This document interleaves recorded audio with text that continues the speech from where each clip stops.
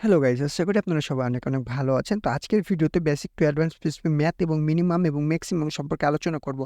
So শুরু করার আগে কিছু কথা বলি যেগুলো খুবই ইম্পর্টেন্ট। সেটা হলো পিএইচপি ম্যাথের আরও ৩-৪টা ভিডিও আসবে যেখানে আমরা absolutely, square rod, round, random এগুলো নিয়ে আলোচনা করব এবং একটাতে বাংলা ভাষায় বলছি যোগ, বিয়োগ, গুণ, ভাগ নিয়ে আলোচনা করব যেগুলো খুবই important for financing website development. আপনি যদি একটি ফিন্যান্সিয়াল ওয়েবসাইট ডেভেলপমেন্ট করতে যান বা পেমেন্ট গেটওয়ে বানাতে যান, এখন দেখা যাবে যে আপনাকে ম্যাথ সম্পর্কে খুব ভালোভাবে ধারণা রাখতে হবে।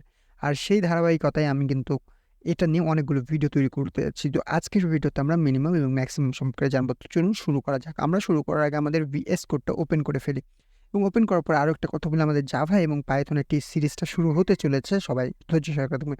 এখানে আমরা আগে থেকে একটি নম্বর লিখে রেখেছি, যদিও এখানে যে কোনো নম্বর দেওয়া যায়, কোনো সমস্যা নাই। সো আমরা তারপরে যেহেতু আমরা একটি মিনিমাম ম্যাক্সিমাম নম্বরের আউটপুট দেখবো, তাই না? সেক্ষেত্রে দেখা যায় যে ইকো খুবই প্রয়োজন।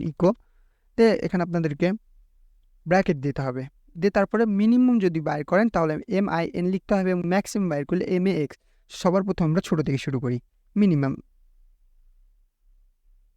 মিনিমামের পর আপনাকে অবশ্যই ব্র্যাকেট দিতে হবে আবারও, এবং এখানে আপনার নম্বরটা কিন্তু সম্পূর্ণটা তুলে দিতে হবে। তুলে দিলে কিন্তু খুব ইজিলি আপনি এখান থেকে মিনিমাম নম্বরটা বের করা শিখে যাবেন।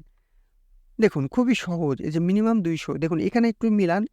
0, 150, 30, 20, 8, -8, -200, 100। তাহলে মিনিমাম সব থেকে এখানে কমজোরি নম্বর হচ্ছিল -200। ঠিক আছে, প্রিন্ট সে -200 করে ফেলেছে। এরপরে যদি আমি ইকো 1 লাইন করি, অর্থাৎ নিউ লাইন করি একটা, কারণ নিউ লাইনের দরকার আছে এখানে। ঠিক আছে, সো এরপরে আপনাকে আবারও যদি ইকো করতে বলা হয় সেমভাবে সব কাজগুলোই হবে, খালি MAX হবে। দেন আপনাকে আবারও সেমভাবে, দেখুন সব কিন্তু সেম। কি ছিল এখানে? MIN, আর এখানে ছিল ম্যাক্স। সো আমরা ম্যাক্সে যদি এই কোডটা দিই তাহলে এখানে সব থেকে বড় যে নম্বরটা সেটা কিন্তু আউটপুট হবে। সো আমরা আউটপুট যদি ক্লিক করি রান করে, তাহলে দেখবেন যে এখানে সব থেকে বড় হলো 150, যার ফলে আপনাকে আউটপুট দিয়েছে 150। সো আপনাকে এইভাবেই অ্যাকচুয়ালি মিনিমাম এবং ম্যাক্সিমাম নম্বরগুলো নিয়ে কাজ করতে হবে, কারণ মিনিমাম এবং ম্যাক্সিমাম নম্বরগুলো খুবই ইম্পর্টেন্ট হয়ে থাকে কাজের ক্ষেত্রে। দেখা যায় যে কোনো জায়গায় আপনি কাজ করছেন, সেক্ষেত্রে কিন্তু খুবই ইম্পর্টেন্ট হবে। সো এর পরবর্তী ভিডিও যেটা থাকবে সেটাতে স্কোয়ার রুট, রাউন্ড, তারপরে আরও অনেক কিছু নিয়ে কিন্তু আলোচনা করা হবে। অবশ্যই আপনার ভিডিওগুলো শেষ পর্যন্ত দেখতে থাকবেন, এবং যারা ডিজাইন করতে চান তারা ডিজাইনের জন্য HTML CSS সিরিজগুলো আমাদের আসতে চলেছে এবং আসছে, আপনারা সেগুলো দেখতে পারেন। সবাই ভালো থাকবেন, সুস্থ থাকবেন। Bye bye.